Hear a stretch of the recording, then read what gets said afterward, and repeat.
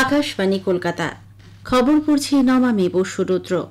প্রধানমন্ত্রী নরেন্দ্র মোদী আজ আরজেডি ও কংগ্রেসের তীব্র সমালোচনা করে অভিযোগ করেছেন, এই দুই দল বিহারকে নিজ ভূমি থেকে অন্যত্র চলে যাওয়ার প্রতীক বানিয়ে তুলেছে। এনডিএ সরকার রাজ্যকে উন্নয়নের পথে ফিরিয়ে এনেছে বলে উল্লেখ করেন তিনি। শ্রী মোদী আজ বিহারের সিওয়ানে একগুচ্ছ উন্নয়নমূলক প্রকল্পের উদ্বোধন ও শিলান্যাস করে ভাষণ দিচ্ছিলেন। তিনি বলেন, অতীতে রাজ্যের যুবারা শুধু বিহারের শোচনীয় অবস্থার কথাই শুনেছে এবং কী ধরনের অব্যবস্থা ছিল সে ব্যাপারে তাদের কোনো ধারণাই নেই। বর্তমান সরকার রাজ্যের কল্যাণে কাজ চালিয়ে যাবে বলেও জানান শ্রী মোদী। প্রধানমন্ত্রী আজ সন্ধ্যায় ভুবনেশ্বরে প্রথম বিজেপি সরকারের 1 বছর পূর্তি উপলক্ষে জনতা ময়দানে রাজ্যস্তরীয় অনুষ্ঠানে প্রধান অতিথি হিসেবে উপস্থিত থাকবেন। বিজি পট্টনায়ক আন্তর্জাতিক বিমানবন্দর থেকে রোড শো করে তিরঙ্গা যাত্রার মাধ্যমে শ্রী মোদী জনতা ময়দানে উপস্থিত হবেন। এই উপলক্ষে তিনি 18,600 কোটি টাকারও বেশি বহু উন্নয়নী প্রকল্পের শিলান্যাস ও উদ্বোধন করবেন।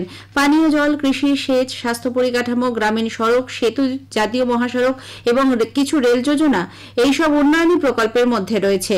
ভারতে প্রথম ভাষাভিত্তিক রাজ্য হিসেবে ওড়িশার 100 বছর পূর্তি উপলক্ষে ওড়িশা ভিশন ডকুমেন্ট 2036-এরও শ্রী মোদী প্রকাশ করবেন। প্রধানমন্ত্রীর সফর উপলক্ষে রাজ্য সরকার ভুবনেশ্বর ও কটকের সব স্কুলে আজ ছুটি ঘোষণা করে। পাশাপাশি প্রধানমন্ত্রীর সফরের জন্য ঢালাও নিরাপত্তার বন্দোবস্ত করা হয়েছে।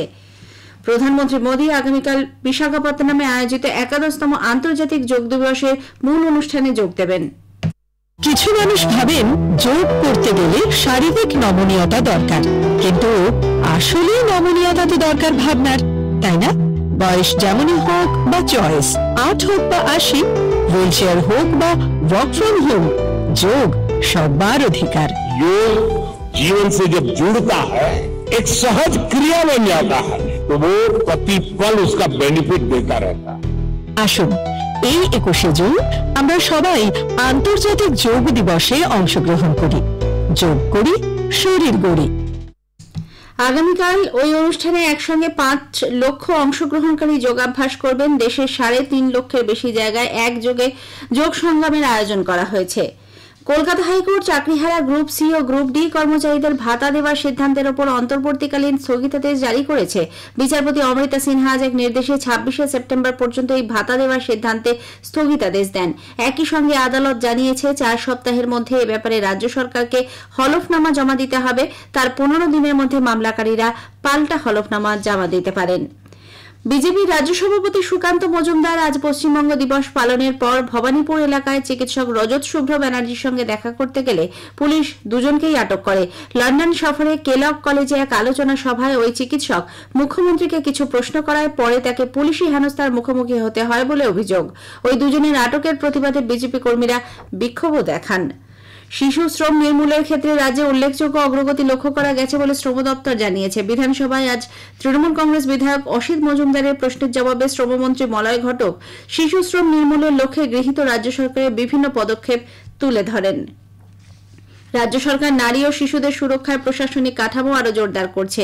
বিধানসভায় আজ নারী ও শিশু বিকাশ এবং সমাজ কল্যাণ দপ্তরের মন্ত্রী শশী পাঁজা জানান, গার্হস্থ্য হিংসা রুখতে রাজ্যের 23টি জেলায় ইতিমধ্যেই 28 জন প্রোটেকশন অফিসার নিয়োগ করা হয়েছে।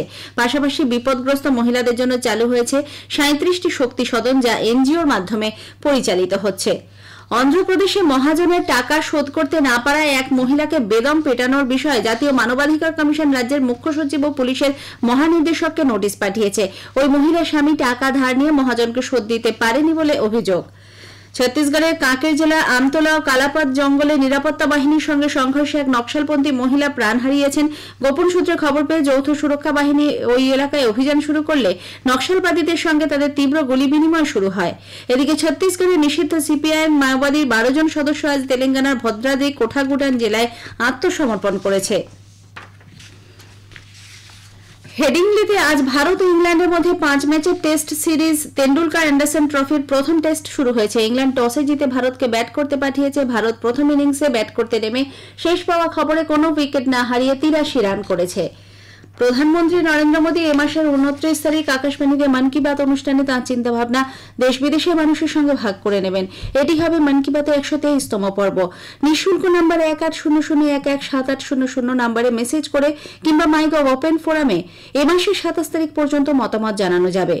খবর শেষ হলো, এরপর গ্রামীণ সংবাদ সন্ধ্যে 6:35 মিনিটে।